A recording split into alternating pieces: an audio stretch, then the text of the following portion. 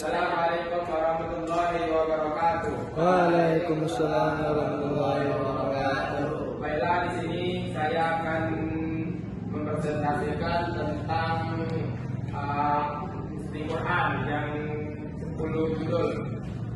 Yang pertama itu tentang studi Quran. Studi Quran ini pengetahuan ilmiah yang berkaitan dengan Al-Quran, masalah asbabun nuzul, dan di dalam ruang lingkupnya itu sangat luas seperti ilmu qiraah, asbabun nuzul dan lain-lain. Pada masa Rasulullah SAW berupa penafsiran langsung dari Nabi dan hafalan para sahabat. Dan pada masa Khalifah yang pertama itu pada masa Abu Bakar As-Siddiq yaitu pengumpulan Al-Quran. Pada Utsman pengumpulan mushaf, dan pada masa Ali peletakan kaidah-kaidah bahasa masa sahabat dan tabi'in Ibnu Abbas dan Ibnu Mas'ud. Dan judul selanjutnya yaitu tentang ijma' Al-Quran, tentang pengumpulan dan pembahasan Al-Quran, tentang sejarah pengumpulan dan penulisan Al-Quran untuk menjaga kemurnian Al-Quran itu supaya tidak dibuat-buat oleh orang-orang lain. Maka pada masa Utsman bin Affan dibuatlah satu mushaf yang biasa kita kenal pada hari ini, mushaf Utsmani. Pada masa Nabi dilakukan melalui hafalan dan penulisan para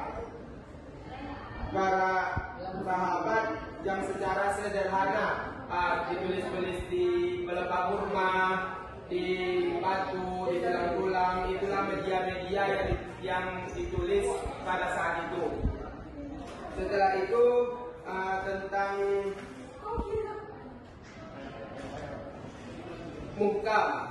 Muhkam adalah ayat-ayat yang maknanya jelas, tegas, dan mudah dipahami sehingga tidak menimbulkan keraguan di dalamnya.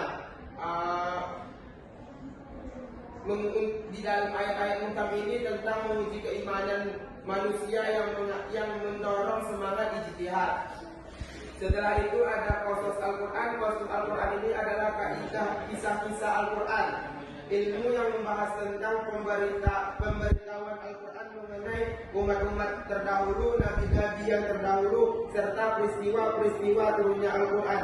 Tujuannya untuk memberi pelajaran, menguatkan hati Rasulullah, orang-orang beriman, dan serta membuktikan kebenaran risalah Nabi Muhammad SAW melalui peristiwa-peristiwa yang telah terjadi pada umat-umat terdahulu yang tidak mendengarkan kata-kata Nabi terdahulu.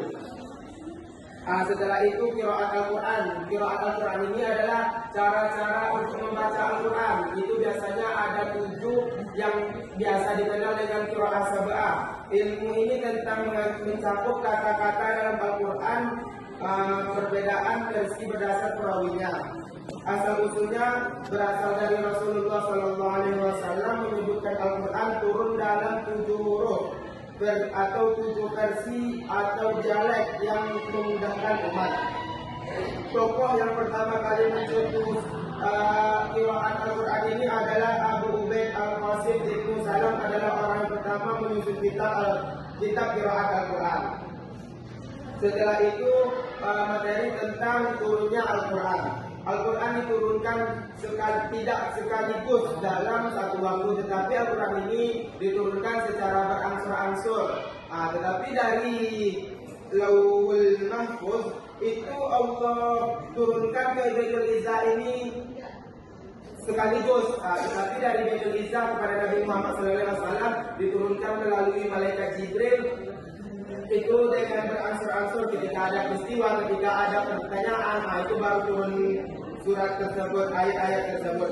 Wahyu pertama adalah surat Al-Alaq yang berbunyi Iqra' bismi rabbikal ladzi khalaq, khalaqal insana min 'alaq, Iqra' wa rabbukal akram alladzi 'allama bil qalam. Yaitu surat Al-Alaq ayat 1 sampai ayat 5.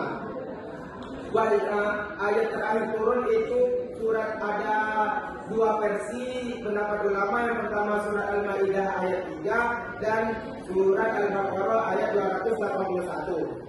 Judul selanjutnya Asbabun Nuzul. Asbabun Nuzul ini adalah sebab-sebab diturunkannya ayat. Ada 2 macam tentang asbabun nuzul ini yang pertama berupa peristiwa suatu kejadian nyata yang menuntut penjelasan langsung dari Allah Subhanahu wa taala. Ketika ada perselisihan antara kaum Aus dan kaum Khazraj yang memicu tentang turun perintahnya berpegang teguhlah kepada tali Allah Subhanahu wa taala. Dan yang kedua berupa pertanyaan. Para sahabat, para musuh Islam, orang-orang kafir bertanya kepada Nabi. Karena itulah sebab turun ayat diturunkan kepada Nabi Muhammad SAW. Yang selanjutnya munasabah Al-Quran. Munasabah Al-Quran adalah kesesuaian atau keterikatan atau kelipan dalam Al-Quran. Ilmu munasabah ini adalah ilmu yang mempelajari tentang kaitan dan rahasia keserasian antara satu ayat dan satu ayat lainnya. Satu contoh munasabah yang paling indah yang salah satu yang indah dalam Al-Quran adalah tentang surat Al-Fatihah dan surat Al-Baqarah. Dalam di akhir-akhir surat Al-Fatihah ini dijelaskan disebutkan tunjukilah kami jalan yang benar, ihdinas siratal mustaqim. Tetapi pada surat dan dilanjutkan di surat Al-Baqarah, yaitu tadi diminta tunjukilah kami jalan yang lurus. Setelah itu dijawab di dalam surat Al-Baqarah, kitab Al-Quran adalah kitab yang tidak ada keraguannya. Zalikal kitabul la raiba fihi hudan lil muttaqin, kata Allah. Dan judul selanjutnya Makkiyah dan Madaniyah.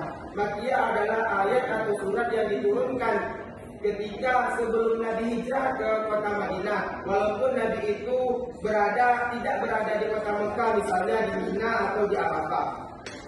Madaniyah adalah ayat atau surat yang diturunkan sesudah Nabi hijrah ke Madinah, walaupun itu ayat itu diturunkan ketika Nabi di Mekah. Jadi misalnya pada kejadian Fathu Makkah atau Nabi haji wada di Mekah.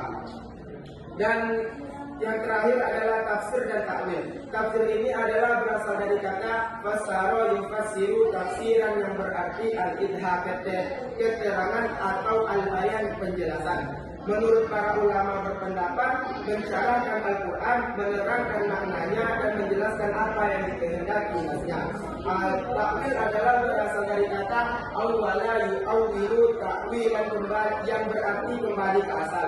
Takwil ini menurut istilah adalah pendapat yang menjelaskan esensi dari makna yang zahir ke makna yang lebih mudah dipahami. Setelah itu terjemahan adalah menyalin atau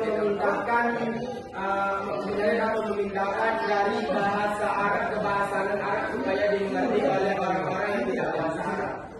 Baiklah, yang bertanya silakan. Silakan untuk bertanya. Berapa lama ayat Makkiyah itu turun? Sesuai yang pernah saya baca, itu surat Makkiyah itu diturunkan selama 13 tahun. Karena mengapa 13 tahun? Rasulullah itu lebih lama di Mekah untuk menguatkan, karena disitulah awal mula Islam dikembangkan. Oke, saudara Abdul, silakan kepada yang bertanya lagi kepada saudara Aditya Baghdad. Pertanyaannya, coba jelaskan bagaimana proses turunnya Al-Quran mulai dari Lauhul Mahfuz dan bisa hingga sampai Rasul kepada Rasulullah SAW. Saya coba menjawab pertanyaan dari saudara Aditya Baghdad. Itu diawali dengan turunnya ayat dari Lauhul Mahfuz ke langit dunia, ke Baitul Izzah. Setelah ada di Baitul Izzah itu diturunkan sekaligus, tetapi setelah dari Baitul Izzah ke Nabi Muhammad SAW disampaikan oleh malaikat Jibril, itu Al-Quran itu bertahap-tahap. Ketika ada peristiwa, ketika ada kejadian, ketika ada pertanyaan-pertanyaan yang tidak dapat Nabi menjawabnya, langsung ada ayat yang turun untuk menjawab pertanyaan-pertanyaan tersebut.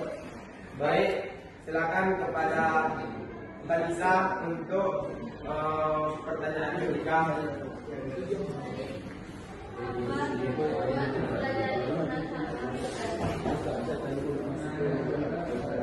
tujuan mempelajari munasabah Al-Quran. Munasabah Al-Quran ini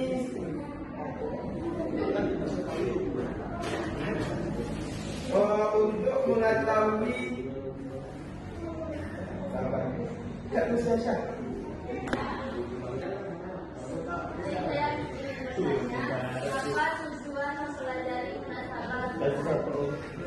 Tujuan mempelajari munasabah Al-Quran sepengetahuan saya, karena munasabah ini adalah kesesuaian atau keterkaitan atau kemiripan yang ada di antara ayat satu dengan ayat lainnya, ayat satu dengan ayat lainnya, surat satu dengan surat lainnya, itu supaya berkaitan, supaya mengetahui apa yang dijelaskan. Misalnya pertanyaan di surat Al-Fatihah, ya Allah tunjukilah kami jalan yang lurus, langsung dijawab oleh Allah dalam surat Al-Baqarah, dzalikan kitabul la raiba fihi hudal lil muttaqin. Inilah Al-Quran, kitab yang tidak ada keraguan di dalamnya. Langsung Allah menjawab di dalam surat tersebut. Baik.